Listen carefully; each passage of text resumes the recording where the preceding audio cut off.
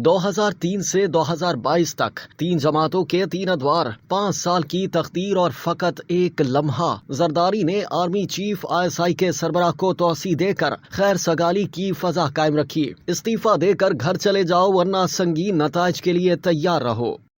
Column نگار عرفان صدیقی لکھتے ہیں کہ ہمارے ہاں انتخابات کی تاریخ کچھ زیادہ دل خوش کن نہیں۔ 1956 کے آئین کے تحت پہلے عام انتخابات کی مہم زوروں پر تھی کہ پہلے مارشل لا نے آن لیا۔ کوئی 11 برس پہ محیط یہ رات تھک گئی تو اپنی متعفن میراث تازہ دم شب آمریت کو سونپ کر گھر چلی گئی۔ 1970 کے انتخابات پاکستان کو 2 لخت کر گئے۔ 1977 کے انتخابات ایک اور 11 سالہ مارشل لا دے گئے۔ 1985 یعنی غیر جماعتی سے 1999 تک 5 انتخابات سے جنم لینے والی 5 حکومتیں ریت کے گھروندے ثابت ہوئیں۔ منتخب وزرائے اعظم تندخو مالکہ کی خادماؤں کی طرح آتے اور نکالے جاتے رہے۔ 2008 سے 2013 اور 2013 سے 2018 تک 2 حکومتوں نے اپنی میعاد پوری کی، لیکن دونوں وزرائے اعظم آرٹیکل 62-63 کے تحت عہدوں سے فارغ کر دیے گئے۔ آج 25-30 سال کی عمر کے جوانوں اور ان سے زیادہ عمر کے تمام افراد نے ہماری سیاسی تجربہ گاہ میں ڈھلی ہمہ رنگ حکومتوں کو دیکھ لیا ہے، پرکھ لیا ہے اور بھگت لیا ہے۔ پرویز مشرف کا مارشل لا دیکھا، 5 برس کی پیپلز پارٹی حکومت دیکھی، 5 برس کی مسلم لیگ نون حکومت دیکھی، پورے 4 برس کی PTI حکومت دیکھی، 16 ماہ کی 16 جماعتی مخلوط حکومت دیکھی اور نگرانوں کے ادوار دیکھے۔ 2 دن بعد گھر سے نکلتے وقت کسی بھی ووٹر کو فیصلہ کرنا ہے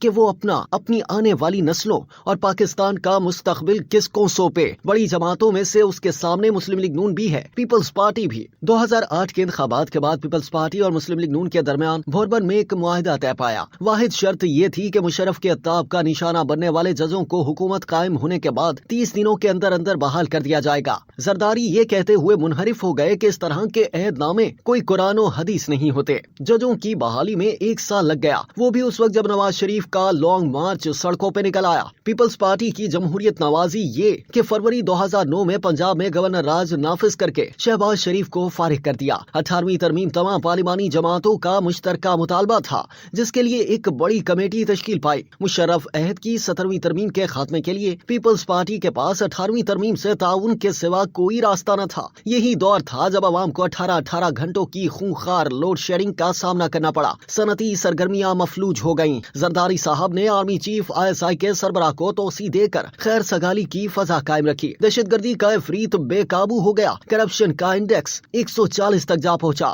فیٹ آف گرے لسٹ سے پھسلتے ہوئے بلیک لسٹ کے دہانے تک آ گیا۔ مہنگائی بڑھتی رہی۔ ملک میں معاشی ترقی، عوامی فلاح و بہبود اور انفراسٹرکچر کے حوالے سے کوئی ایسا بڑا منصوبہ سامنے نہ آیا جو اس عہد کا تمغہ افتخار قرار پاتا۔ جاتے جاتے PP بلوچستان میں بھی گورنر راج نافذ کر گئی۔ 2013 میں معاشی زبو حالی دہشت گردی سے زخم اندھیروں میں ڈوبا پاکستان نواز شریف کے حصے میں آیا۔ یہ نہایت گھناؤنی چالوں اور سفاک سازشوں میں لت پت ایسی کہانی ہے جس کے ورق سے عفونت اٹھ رہی ہے۔ موسموں کو اپنی مرضی کا رنگ روپ دینے والی ہوائیں پہ ہم وزیر اعظم کی پیٹھ پر تازیانے برساتی رہیں۔ آدھی رات کو اس کی خوابگاہ پر دستک دے کر پیغام پہنچایا جاتا کہ استعفیٰ دے کر گھر چلے جاؤ ورنہ سنگین نتائج کے لیے تیار رہو۔ چالوں، سازشوں، دھمکیوں، دھرنوں، لاک ڈاؤنز، لانگ مارچوں کی یلغار میں بھی نواز شریف سر پھینک کر اپنا کام کرتا رہا۔ یہاں تک کہ بیٹے سے تنخواہ نہ لینے کے جرم میں وزیر اعظم ہاؤس سے نکالا اور عمر بھر کے لیے سیاست بدر کر دیا گیا، لیکن وہ گیا تو 13,000 میگا واٹ بجلی دے کر اندھیرے دور کر گیا۔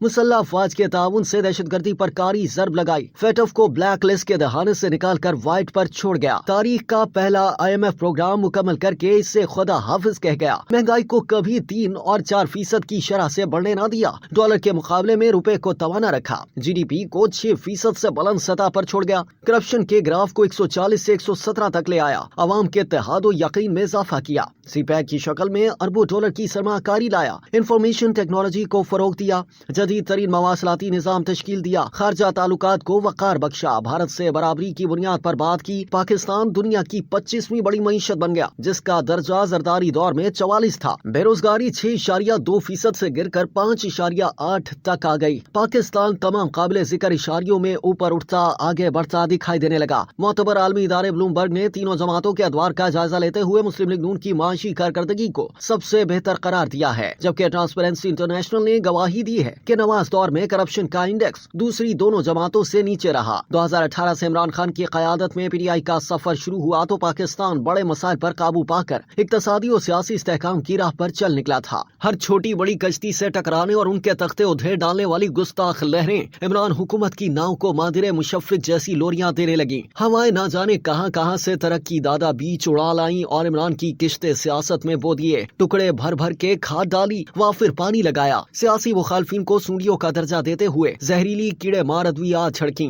ऐवानों में गिनती पूरी की, मीडिया की चौलें कसी, लेकिन सोख्ता बख्त बांझ खेत से एक कौपल भी ना फूटी। अलबत्ता कांटों की फसल 4 सू लहराने लगी जो आज तक कटने में नहीं आ रही। तमाम तर नाज़बरदारियों के बावजूद माशी इन्हतात, सियासी इंतशार, इखलाकी जवाल, इदारा शिकनी और जमहूरियत कशी जैसी मकरूहात में लथपथ ये दौर हमारी तारीख का स्याह तरीन वर्ग था। 25वीं बड़ी मईशत पौने 4 सालों में 47वें नंबर पर चली गई। 117 नंबर पर आ जाने वाली करप्शन छलांग लगाकर 140 पर चली गई। बेरोजगारी फिर से 6.3% तक जा पहुंची। नेशनल ग्रिड में सिर्फ 400 मेगावाट का इजाफा हुआ, वो भी साबिका हुकूमत के मंसूबों की तकमील से। खान साहब ने पौने 4 साल में इतने बैरूनी कर्जे लिए जितने गुज़िश्ता 71 सालों में भी ना लिए गए थे। स्टॉक एक्सचेंज हिचकियां लेती रही। पाकिस्तान की तकदीर बदल डालने का जौहर रखने वाला सी पैक मफलूज होकर रह गया। नापुख्ता कारतफलाना सियासत ने पाकिस्तान को गहरी दलदली खाई में फेंक दिया।